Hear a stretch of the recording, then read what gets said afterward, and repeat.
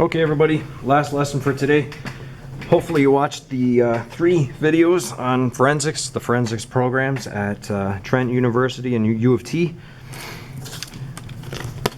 Hopefully you also printed off these pages. Now I've got a quick little definition up top here for what is ballistics. The science of projectiles and firearms.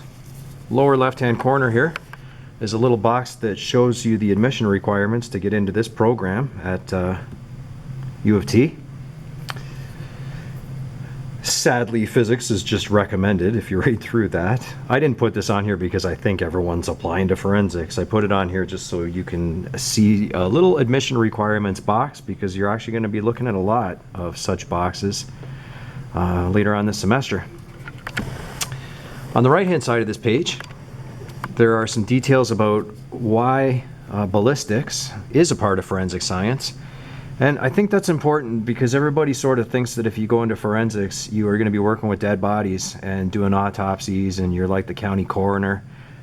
Sure, if you're a forensic biologist, that could be what you get into, but there's so much more to physics. There's so much more to forensics. There is ballistics, there's computer forensics where you're dealing with emails and child pornography and terrorism texts on phones and closed circuit camera video that needs to be cleaned up.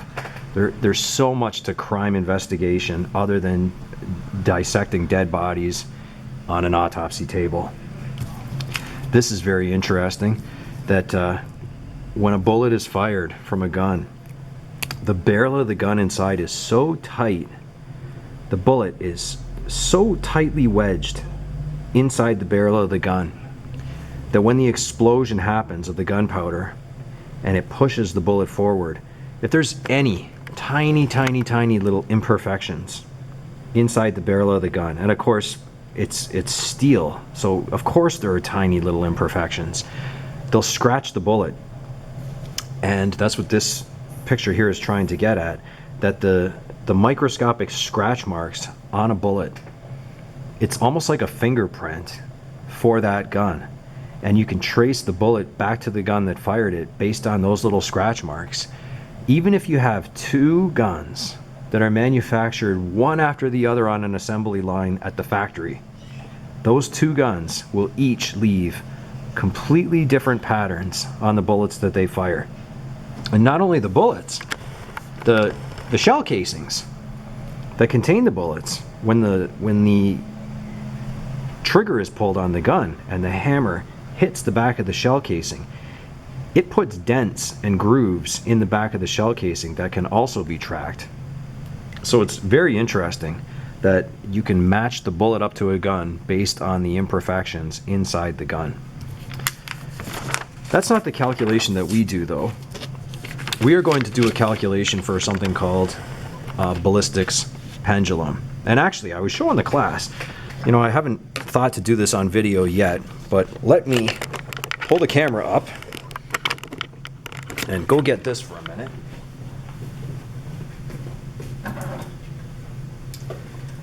This is a ballistics pendulum that we have in this class. Let me back the camera up so you can actually see this.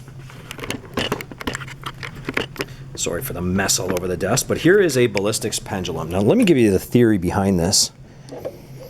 So this is a gun. I want you to think of this as the barrel of a handgun, and here's my bullet. So I've got it loaded in there. So we're going to take the gun and we are going to shoot it into a device called a ballistics pendulum. Now what a ballistics pendulum is it is some kind of a mass that is suspended on a pendulum and can freely move, and that mass catches the bullet when the bullet is fired, and it swings like a pendulum. So you'll notice up here there's some graduations and some measurements for how high the pendulum itself is going to swing. This is a device that calculates the speed of a bullet.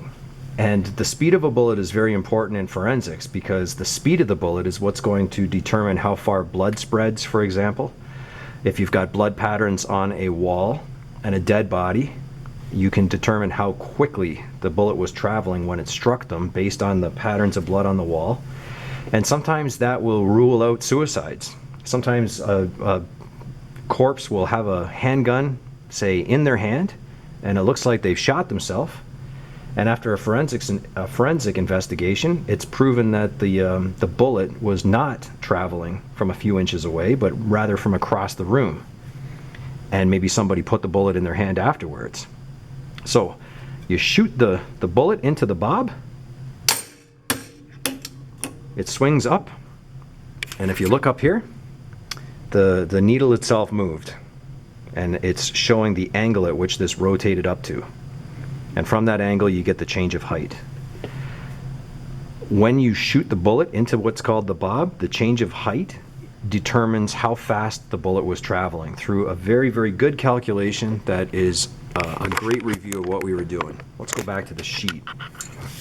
So I've put a sample question on here to show you how this works.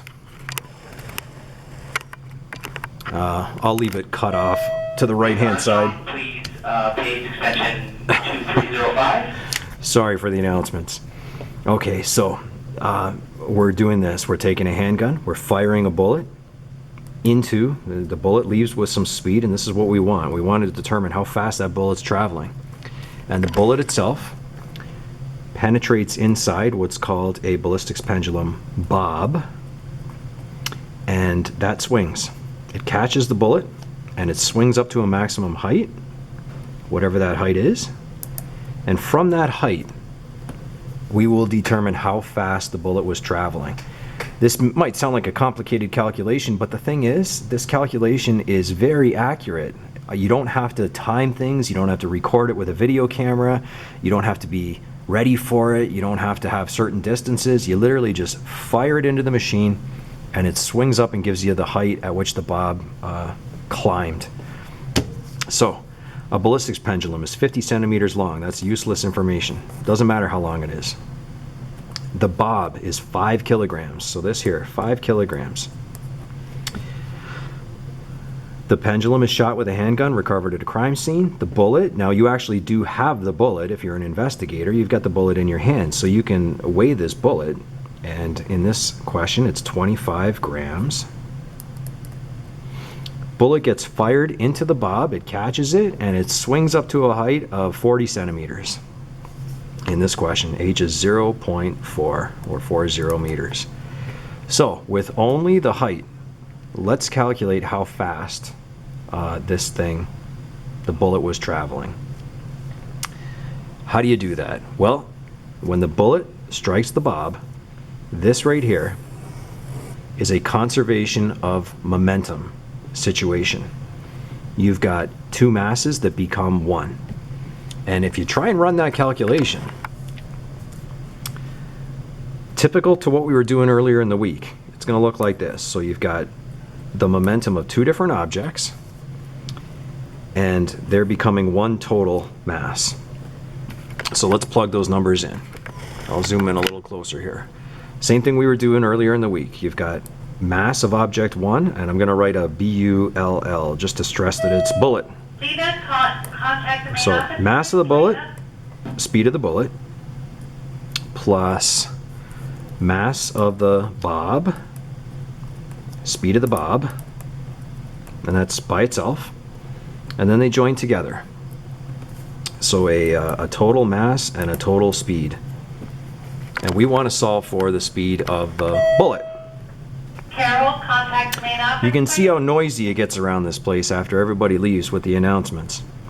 Mass of the bullet, it's 25 grams, but you have to convert that. So 1,000 grams are in 1 kilogram, so that's 0.025 kilograms. The speed of the bullet is what we're looking for, so that's the answer to the question. That's what we're going to rearrange and solve for. Mr. Balmary, please call extension 2305. The bob itself, and if you think of the machine that I just fired into, it's at rest. So the bob is 5 kilograms, but the speed of it is 0. So it's just 0. It's worth writing in the calculation, but that will cross out. On the right-hand side, we have the total mass. Now be careful, because on the right-hand side, the bob has captured the bullet. So you got to be really careful. You got to include that. This mass is not 5 anymore. It's 5.025 kilograms. And although that doesn't seem like it's going to make much of a difference, it makes a huge difference on the answer if you forget that. And you need to multiply by the total speed of the object after the collision. Well, there's where we run into a problem. We don't have that speed. You want to solve for the velocity of the bullet, or sorry, the speed of the bullet, but there's another unknown over here on the right-hand side. And that makes the question not possible. You can't solve one equation that has two unknowns in it. So what do we do? Well, this is step number 2, usually, in a ballistics pendulum question. Because of this, there's information that is needed that isn't given in the question, and there's one way to do it. So let's go back to the diagram. I circled this part of the question and said we're going to use conservation of momentum, which is the work we did earlier in the week. After the bullet embeds in the bob, this part of the question where it swings up to a maximum height, that's not conservation of momentum, that's conservation of energy. And this is what we use to solve for how fast the bob itself and the bullet is swinging after it gets hit. So let me get another sheet of paper here. So here's what we're going to do. Step number 1 is this. You've got an object that starts swinging, and it's as low as it can possibly go. Even if there's space underneath it, we don't count that space because it's attached to a rope. So it's dangling there. It's as low as it can possibly go. It starts swinging with the fastest speed that it's going to have. This is all kinetic energy, and that's it. There's no height energy. It's going to swing up to its maximum height, and it's going to stop in the air momentarily, and it falls back down. But the machine itself records that height. That is all gravitational energy. At that point, it's this high off the bottom of the swing, and there is no more speed. So this is a perfect little equation, and a very easy one at that. It's one of the easiest conservation of energy equations. All of the energy in the beginning, which is kinetic, will equal all of the energy in the end, which is gravitational. And this is not grade 12. This is all grade 11. Kinetic energy is 1/2 mv squared. Gravitational energy is mgh. And even though we have the masses, you don't need to sub it into the formula because mass cancels out left side, right side. And the speed is going to be the square root of everything on the right-hand side, gh, divided by 1/2. So you can see if you look at this formula result, we know what g is because g is a Earth constant, 9.8 meters per second squared. Half is just a number that comes from the kinetic energy formula. So the only thing that you really need to sub in is the height that this thing swung up to. So that's the key primary value for this question, 0.4 meters. So a quick calculation, and if you have a calculator handy, go ahead and do that. I'm just going to do it off to the side here. 9.8 times 0.4 divided by half, and I'm going to take the root of that answer. So you get a final answer of 2.8 meters per second. Now I've seen people on the exam in this class on the ballistics pendulum question. They'll work out that speed, and that'll be the end of their solution right there. They don't go any further. That's not the speed of a bullet. I mean, I don't think I have to tell you. I think you can run faster than 2.8 meters per second. You could probably walk faster than 2.8 meters per second if you really put yourself into it. So that's not the end of the question. And unfortunately, this question is one of the long answers on the exam. It's usually worth 8 marks. And I feel so terrible when people leave that as their final answer and they get 4 out of 8 because they've only done half the question. That's not a wrong answer, but that's not the speed of the bullet. That's this. This starts swinging at 2.8 meters per second after it gets shot and the bullet joins in there. So not wrong, but you need to take that now and go to the first half of the question, the momentum calculation, because that's the missing value. So again, the bullet's 0.25 kilograms. The speed of the bullet we're looking for. The 5 kilogram bob is hanging there doing nothing. Then it gets hit. The bob and the bullet join together as one mass, and they start swinging at 2.8 meters per second. Now this is an easy calculation. In fact, it's very easy because this even canceled out. So take a look at what you got there. You've got one value to move to the right-hand side and divide. And this time you'll get a proper value. Go ahead and try it. This time you'll get the value that you would expect for an actual bullet. You get a final value of speed of the bullet, 562.8 meters per second, which, just for the sake of comparison, it doesn't ask you to do this, but that's 2,026 kilometers an hour. That's a sniper rifle. My diagram up here definitely doesn't fit this situation. I should cut this diagram out and replace it with something else. Yes, 2,026 kilometers an hour is not the speed of a typical handgun. That's a long-range, long-barreled rifle. But for the sake of the steps that we went through, that's exactly how you do it. So what we're going to do, if I back the camera up here, so you've got two different parts to this question.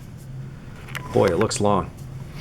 You've got the conservation of momentum when the bullet strikes the bob, and then conservation of energy when it swings up to its maximum height. I want you to try two questions. You can read these on your own. And all that's going to happen in these two questions is we're going to rotate the unknown. So the first question is, instead of solving for the speed of the bullet, we're going to change it around, and you're going to solve for the height that the pendulum is expected to swing up to, given the numbers in that question. And then in question two, we're going to rotate the unknown, and instead you're going to solve for this. You're going to solve for when the bob is hanging there doing nothing and it hasn't been hit yet. What's the mass of that bob before the bullet even joins into it? So rotate your unknown and see if you can answer that for question two. Out of personal interest, or well, not personal interest, but if you read question two, it sounds silly at first. It's a pumpkin. A pumpkin is suspended from a rope. I did that on purpose because I want you to realize this device here, this ballistics pendulum, there's nothing fancy about this. It's just a mass hanging on a rope that can rotate. You can totally do this the way question two is worded. You take a rope and tie a pumpkin to it or some other object and dangle it from a tree branch, and you shoot something into that pumpkin, and it catches it and it latches in there, and the rope swings, and you measure the height that that pumpkin swung up to. That's a ballistics pendulum. The word ballistics combined with the word pendulum sounds like it's something fancy, but no. A ballistics pendulum is simply a mass hanging from a rope that gets struck by a bullet or other projectile, and the conservation of momentum and the conservation of energy swings that object up to a predictable height. So when you do question two, it gives you the speed of the bullet, it gives you the height that the pumpkin swings up to, and it's a very, very small height, but it's still a height. And from those numbers, you can calculate the mass of the pumpkin, and it's a pretty heavy mass. It's what you would expect for something like a pumpkin. I'm going to post solutions to these two questions later, but I better get this up online right away because it's already late. It is 2:27 right now, so I'm going to get this uploaded immediately and get the post up.